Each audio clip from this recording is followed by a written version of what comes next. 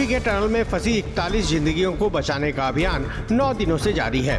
बीते 9 दिनों से तमाम एजेंसियां दिन रात रेस्क्यू ऑपरेशन में लगी हुई हैं। टनल के एंट्री पॉइंट से तकरीबन 200 मीटर अंदर फंसे मजदूरों को बाहर निकालने की कोशिश जारी है,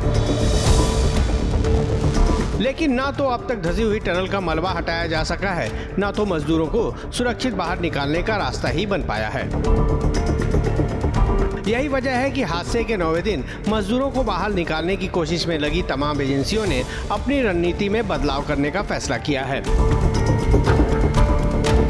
अब पहाड़ का सीना चीरकर मजदूरों को सुरक्षित बाहर निकालने के लिए कुल 6 प्लान तैयार किए गए हैं। रेस्क्यू महाअभियान है, इस पे युद्ध स्तर पर काम शुरू हो गया है।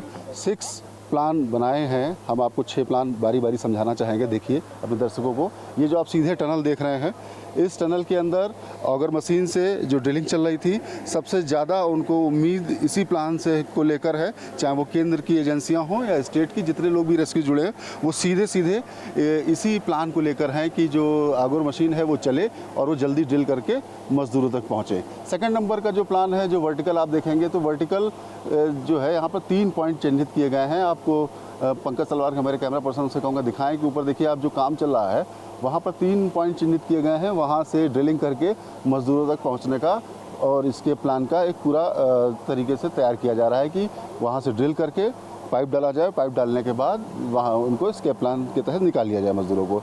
इसके अलावा जो ये टनल है, इस टनल चूँकि ये 4.5 किलोमीटर लंबी टनल है, टनल का जो दूसरा हिस्सा है उस हिस्से पर साइमल्टेनियसली एक और जहाँ पर वहाँ पर टनल का काम स्टार्ट कर दिया गया है, तो वहीं दूसरी टनल के दूसरे छोर पर वहाँ पे पाइप डाली जा रही है, ताकि एटलीस्ट उस पाइप से एक और जहाँ उम्मीद है कि अगर उधर से सफलता मिल गई, मान लीजिए मलबा नहीं आता, हॉट रॉक्स नहीं आते, अगर मेटल की डिवाइस नहीं आती है तो वो जल्दी हो सकता है, तो उससे वहाँ से रेस्क्यू किया जा सकता है, वर्टिकली रेस्क्यू किया जा सकता है। हॉरिजेंटली एक नया पाथ निकाला गया है, उस पाथ पर भी साइमल्टेनियसली काम किया जा रहा है। BRO रोड बनाने का काम कर रही है वर्टिकल जो पहाड़ के ऊपर तक पहुंचने के लिए, तो ONGC को ये दिया गया है कार्य कि आप ड्रिलिंग करके, चूँकि ONGC काफ़ी कॉम्पिटेंट एजेंसी है ड्रिलिंग को लेकर, तो उसको यहाँ पर ये टास्क सौंपा गया है। मजदूरों को बचाने के नए प्लान के बीच उत्तरकाशी में केंद्रीय मंत्री नितिन गडकरी और उत्तराखंड के CM पुष्कर सिंह धामी ने उत्तरकाशी का दौरा किया और मौके पर चल रहे रेस्क्यू ऑपरेशन का जायजा लिया।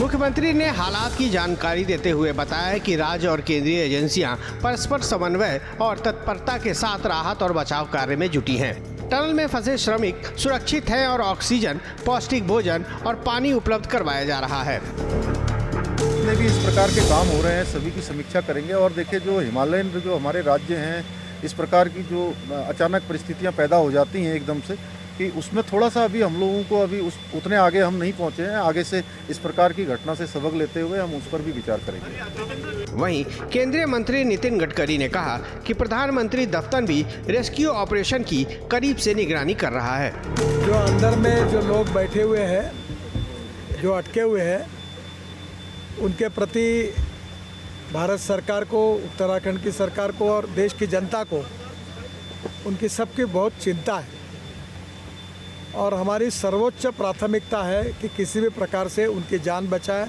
उनको बाहर निकाले। उत्तरकाशी के सिलक्यारा टनल का हादसा 12 नवंबर को सुबह 5 बजे हुआ था, जिसके बाद टनल में फंसी 41 जिंदगियों को बचाने के लिए रेस्क्यू ऑपरेशन शुरू किया गया। हम आपको ग्राफिक्स के माध्यम से बताते हैं कि 12 नवंबर से 20 नवंबर तक क्या हुआ।